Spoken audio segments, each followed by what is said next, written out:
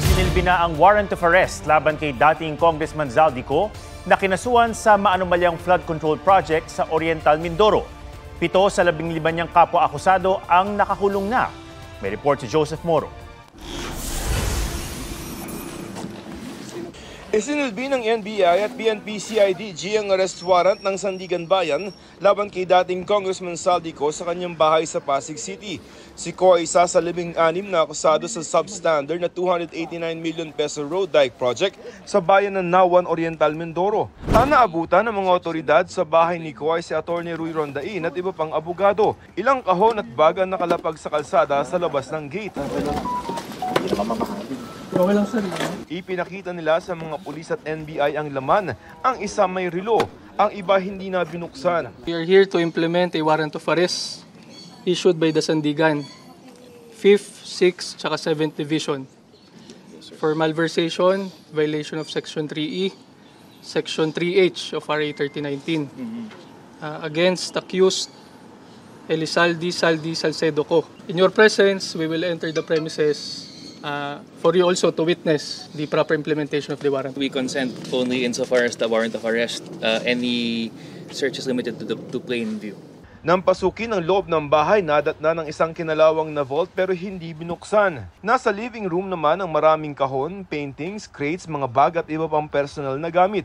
Nadatna ng mga maletang iba't ibang laki sa mga kwarto. May mga vault din na iba't ibang laki. Sa isa pang kwarto, maraming iba pang kahon.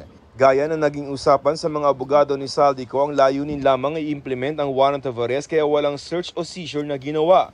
Plain view search lamang ang ginawa roon para malaman kung naroon si Ko.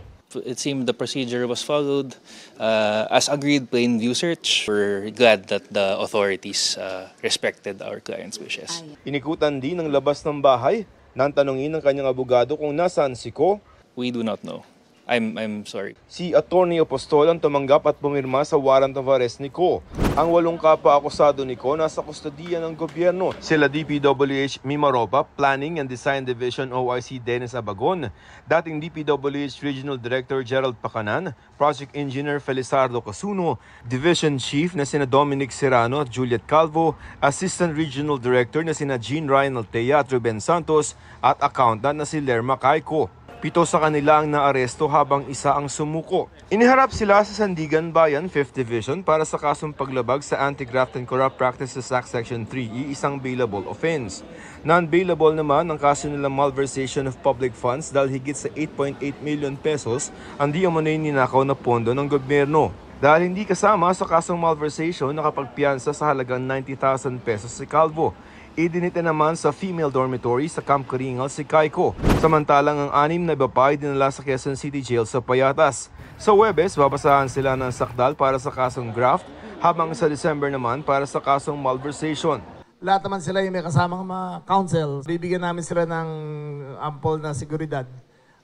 Sa pagkarinig namin ay may gang na silang sinalihan, yung bahana sila gang. Ayon sa DILG, magkakasama ang 6 sa iisang kulungan at hindi bibigyan ng special treatment. Wala ho kami binibuksan na special wing. So kung saan yung mga general population ng Quezon City inmates, doon rin sila nakatira ngayon. Pinaghahanap ang 8 iba pang akusado. 4 ang nasa abroad kabilang si Ko na posibleng gumagamit na raw ng ibang passport. At large na yung mastermind nila lahat, si Zaldico. We are waiting for the court's action on cancellation of his passport. We believe he's traveling with another passport.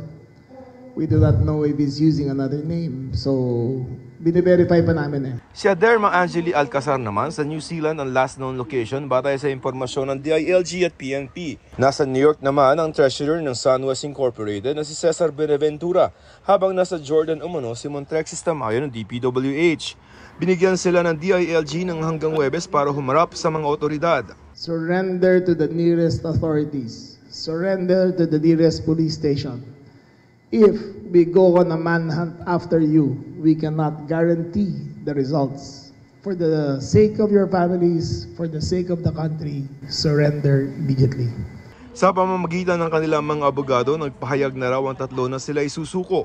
Samantala, kinumpirma ni Remulla na pagmamayari ng Vice Mayor ng Bansud Oriental Mindoro ang bahay sa Quezon City kung saan inaresto si Dennis Abagon. Sa panayam ng GMA Integrated News kay Bansud Oriental Mindoro Vice Mayor Alma Mirano, iginit niya pinaupahan lamang niya ang bahay. Wala raw siyang ugnayan kay Abagon. Nakipagtulungan pa nga raw siya para maaresto si Abagon at nagbigay pahintulot na pasukin ng bahay. May hamon naman si Pangulong Marcos kay Ko na sa isang bagong video ay sinabing nag-deliver ng 1 bilyong piso para sa Pangulo. Umuwi siya rito. Harapin niya yung mga kaso niya. Ako hindi ako nagtatago. Kung meron kang akusasyon sa akin, nandito ako. Joseph Morong, nagbabalita para sa GMA Integrated News. Umalag si Pangulong Bongbong Marcos sa akusasyon ng kapatid na si Senator Amy Marcos na gumagamit siya umano at ang first family ng droga.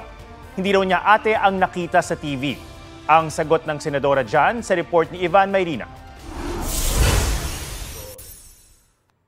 The lady that you see talking on TV is not my sister.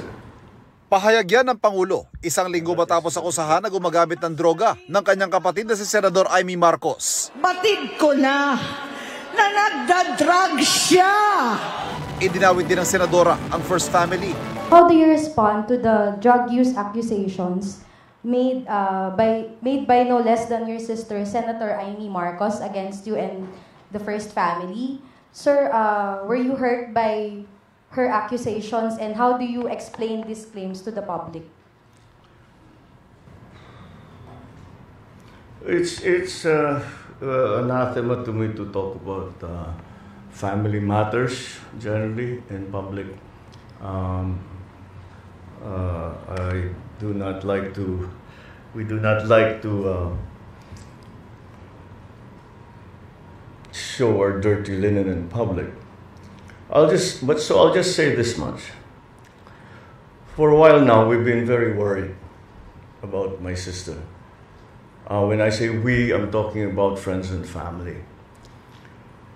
And the reason that is because the lady that you see talking on TV is not my sister.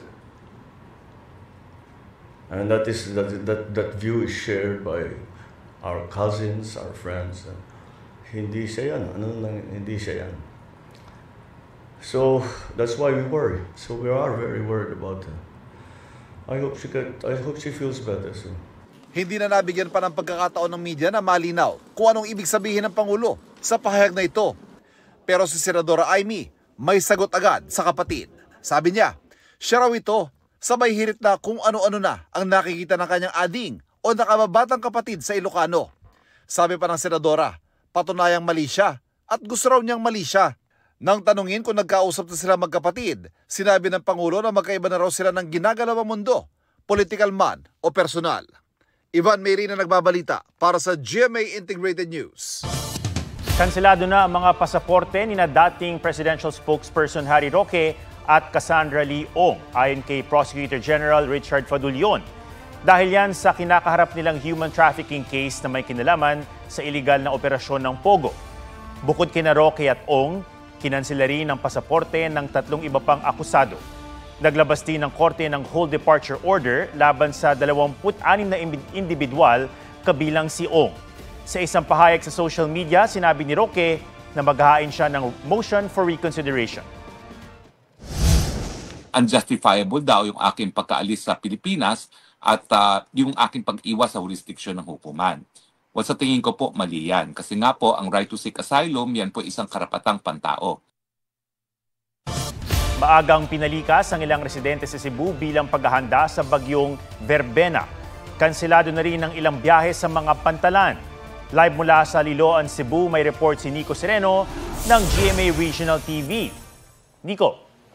Atom, agaran nga ang preemptive evacuation ng iba't ibang LGUs dito sa Metro Cebu Cities para makaiwas sa posibleng epekto ng bagyong Verbena.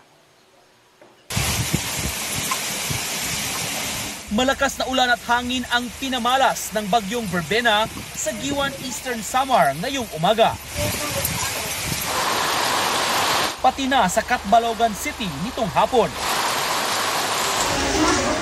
Sa Mandaue City, Cebu, agad lumikas ang mga nakatira sa tabing ilog. Akong gikuyawan, ako rin pamilya. Oo. Luwas butang na ako sa luwas nga kan ba. Palag. Ako rin magkuhan ito ng mga gamit dito. Magpabilin lang ka dito rong gabi ana. Para di maulit ang naranasan noong bagyong Tino, maagang nagsagawa ng preemptive evacuation. Mag-preemptive na lang kita.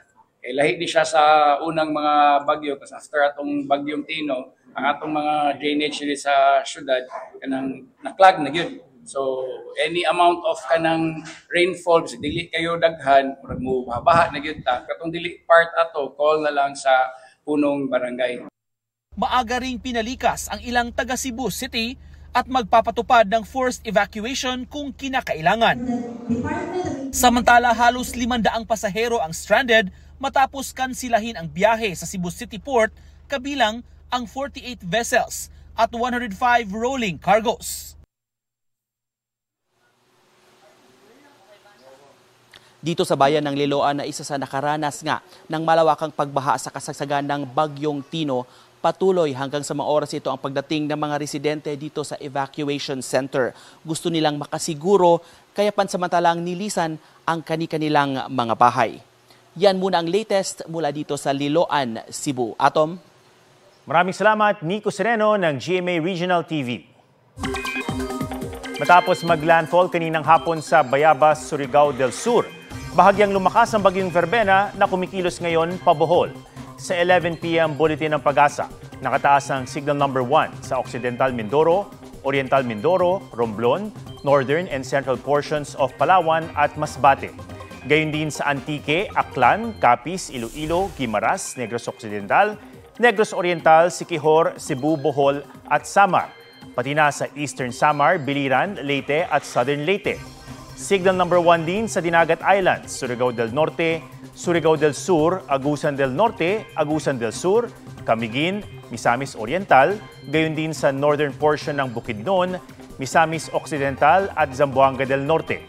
Huling namataan ng bagyong Verbena sa coastal waters ng Anda, Bohol. Kumikilos ito pa west-northwest at tatawirin ng Visayas at northern portion ng Palawan. Bago lumabas ng Philippine Area of Responsibility sa Miyerkules ng umaga. Nasang susunod itong dadaanan ng hilagang bahagi ng Kalayaan Islands bago lumabas sa PAR sa Huwebes. May gusto umanong magbabagsak ng gobyerno at magtatag ng civilian military junta o yung gobyernong pinatatakbo ng mga sibilyan at militar, ayon kay Senator Ping Lacson.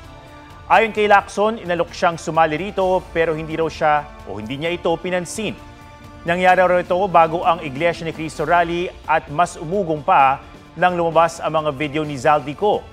Mga retiradong militar daw ang nagpahiwatig sa kanya pero hindi niya ito pinangalanan. Tingin ni Lacson may nagkukumpas sa mga nangyari.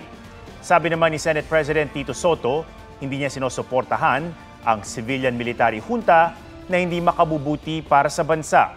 Git naman ng koalisyong trillion peso march, hindi pagpababagsak ng gobyerno o resignation ng mga nasa pwesto ang magiging panawagan nila sa kanilang rally sa Linggo. Patay ang isang lalaki matapos tumaob ang ino-operate niyang backhoe sa isang reclamation area sa Negros Occidental. Naabutan ng isang residente na tumagilid ang backhoe na patawid sana sa ilog. Ayon sa kumuha ng video, posibleng masyadong malambot ang lupa, kaya tuluyang tumaob ang backhoe. 3 oras na natrap sa backhoe ang biktima na namatay sa lunod.